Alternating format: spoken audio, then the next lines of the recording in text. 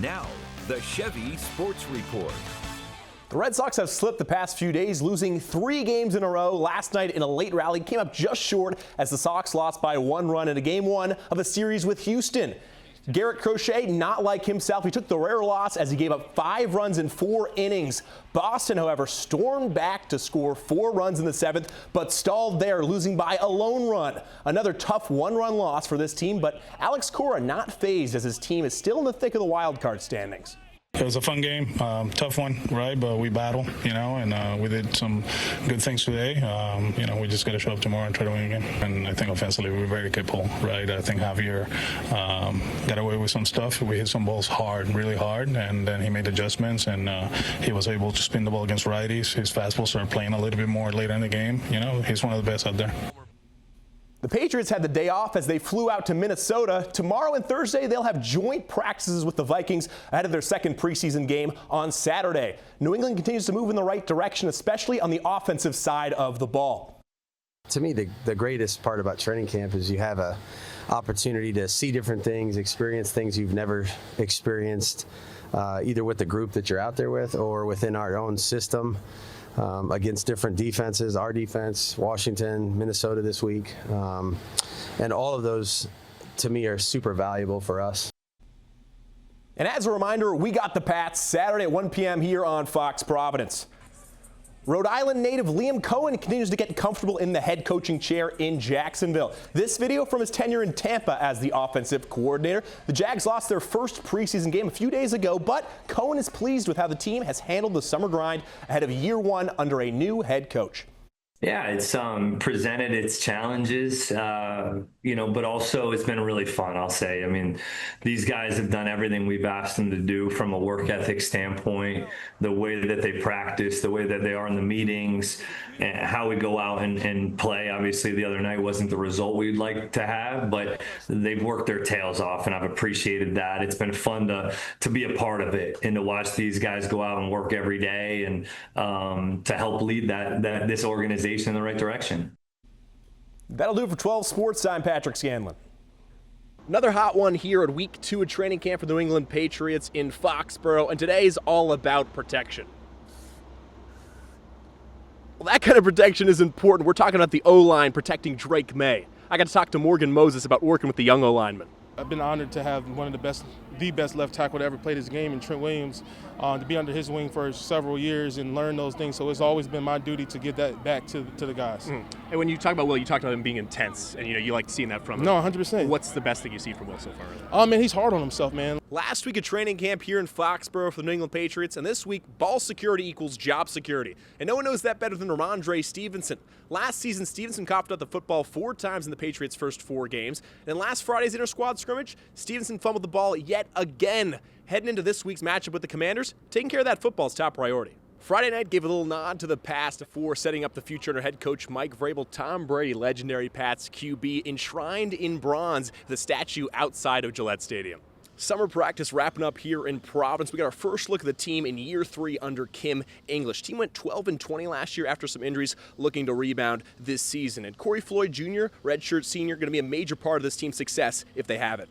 March Madness in New Jersey. Now let's see who's born to run to the Final Four. The team that's now 11-0 in the Garden State in the history of March Madness, the Duke Blue Devils. Hello and welcome to Sportsnet Central. Hope you're having a great start to your day. I'm Patrick Scanlon, but enough with the chit-chat. We've got a lot to get to. Now, as a saying here at St. Joe's, the Hawk will never die.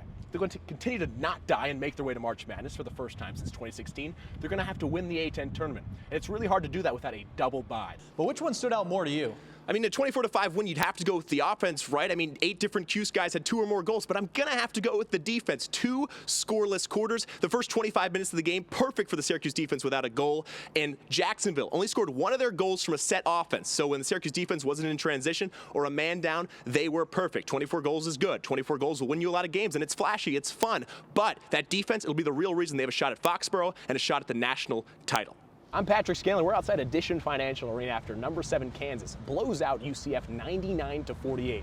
Coach Self for Kansas said today, missed shots were like assists. In the past, they wouldn't have fought for these rebounds down low. Not the case Sunday. Kansas out-rebounds UCF 53-28. That's 18 more boards than Kansas averages each game. And the mindset was different. Coach Self talked about in the post-game press conference. They had these do-better talks after the one-point home loss to West Virginia last week. Led to some physicality down low. 62 points in the paint for Kansas, only 10 for UCF. Now, the Knights didn't do themselves any favors, shooting 14 for 68 from the field and 27 for Hunter Dickinson.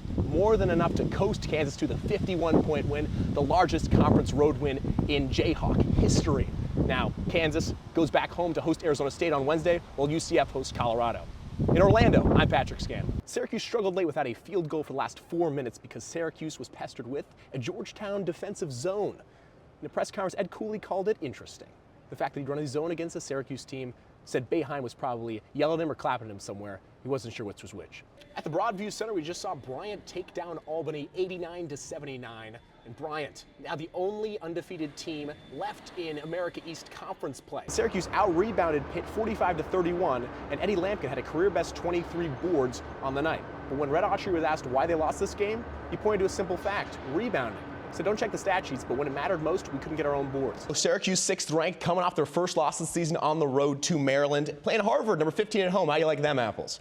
Harvard, 0-18 all time against Syracuse, but you play the game for a reason. And don't call it a comeback. LL Cool JJ Starling for good measure. He finished with 21, and once down 17, Syracuse is on their way to their largest comeback win of the season. And let's warm up a little and head down to Tampa for the Yankees spring training opener versus the Tampa Bay Rays. Defending AL champs, apparently that calls for a new facial hair policy. Yankees players can grow out beards now. I don't know about you, but I'm feeling 22. What a pass from Spallina to Finn Thompson. All alone for the goal. Orange up 6-3 after one. Buffalo and Baltimore and Burr, it's a brisk one. 21 degrees and it feels colder. Bills down 7, not anymore. Ray Davis, the Kentucky rookie, finds the end zone.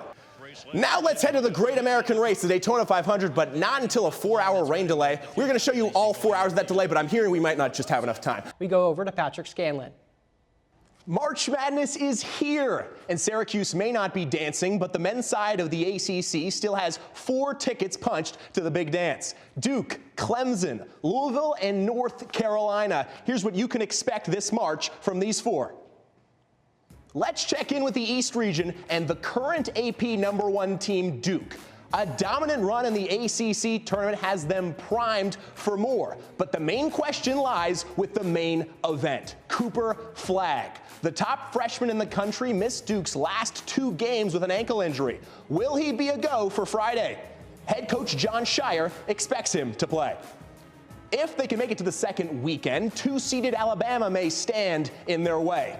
The Crimson Tide lead the country in points per game behind senior guard Mark Sears. Other top seeds include 3-seed Wisconsin, fresh off a Big Ten title game appearance, and 4-seed Arizona, led by former UNC star Caleb Love. Next to the South region, and what a story it's been for Louisville. ACC Coach of the Year Pat Kelsey brought this team from 8 wins last year to 27 this year. Underseeded as an 8th seed, but with a benefit. They'll be playing in Lexington, Kentucky, about an hour drive from their campus. They'll play Creighton Thursday and potentially 1-seed Auburn Saturday. If anyone can take the Cardinals to wins there, it's Chucky Hepburn, the ACC Defensive Player of the Year. Now to the first 4 with the last team in the tournament, North Carolina. Is it really March Madness without the Tar Heels? They were on the fence to make the big dance, but nearly knocking off Duke in the ACC tournament semifinal seemed to push them over the edge. A play-in team has advanced to the second round in every tournament but one since the field of 68 was established in 2011.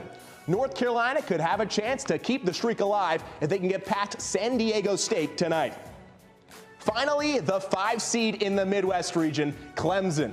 Brad Brownell's crew is back in the tournament. The Tigers, the only ACC team to take down Duke this year, and notched a school record 27 wins. But they're playing a well-coached McNeese State team who has 4 players averaging double figures. An upset pick many will take, but the Tigers have been there before. If they win, they'll face the winner of Purdue and High Point. With only 5 teams in the dance last year, the ACC had 3 of the Elite 8 teams and a Final 4 in NC State. They've had 4 different teams in the Final 4 over the past 3 NCAA tournaments. So it's safe to say the conference is no stranger to doing more with less. We'll see how much more the ACC can do with March Madness's first round less than 2 days away. Back to you guys. Hey, I'm Patrick Scanlon here with CBB Road Trip, and we went to Fort Myers, Florida for the Fort Myers Tip-Off. We got tropical, and what did we learn? Let's check it out. First up, fourth place, Virginia Tech now loses of 4 straight, with one of those being a bye game to Jacksonville before Fort Myers. Things are not looking up in Blacksburg. Dusty May, former Florida Atlantic coach, returns to the state of Florida and leaves with a Fort Myers tip-off championship. May talked about seeing his team as a team that doesn't naturally fit together, but looked like they fit together well on the Gulf Coast, and they look to get Michigan back to March Madness after taking a 2-year hiatus. Could make some noise in the Big Ten. I'm Patrick Scanlon with CBB Road Trip, and we'll see you on the road. Welcome to the Jadwin Gymnasium on the campus of Princeton. With a student section not afraid to call even Yale a safety school. We need to be pretentious. Like that's, we're the #1 ranked university 15 years in a row. A lot of noise, where recently there was none. After COVID, the Ivy League went a season without basketball. It left the student section and its traditions in the dust. In come some new faces with a dream to build the Jadwin jungle back up to where it once was. This is Liam Hoffman. The big thing we were trying to do at the pep rally is convince people to stand the entire game. A freshman who helps run the student section. We walked with him around the hallowed grounds of Princeton. It's a cannon that's planted in the ground. Used to be traded between Rutgers and Princeton back when they played football. But even at Princeton, building fandom from scratch is not easy. That's what we're trying to do is like teach people the fight song, teach people the words, teach people that you like sing and clap along to the beat, stuff like that. With a 4% acceptance rate, even the basketball players need to study up. Video that went viral during the Sweet 16 a couple years ago of Xavier Lee and the other freshmen in their dorm, in the hotel after going to the Sweet 16, doing their math homework and studying for the math test that they were going to have when they got back. With such a rigorous studying culture, it can be tough to get students to come out to games. I'm trying to tell my friends, come down, come support the boys, and they're like, oh, I have to study, I have to read, and I'm like, it's 2 hours out of your day. Right. People here are like, oh, we're a bunch of nerds, we can't go pack out of a basketball stadium and make it rowdy and make it loud. And I'm like, you can. For tonight's game versus Yale, the Princeton student section gave out 200 of these tie-dye t-shirts. It's part of their initiative to get the student section into the game early and keep them active during. But it doesn't come down to free giveaways to students or pep rallies with chants. Liam tells us it all comes down to buying in. We're the #1 ranked university 15 years in a row. Tell people that, make fun of other schools for not being ranked #1. But you got to do those things, and I think that's kind of the struggle. Rome wasn't built in a day, and neither is the post-COVID iteration of the Jadwin Jungle. But they're working on it in Princeton.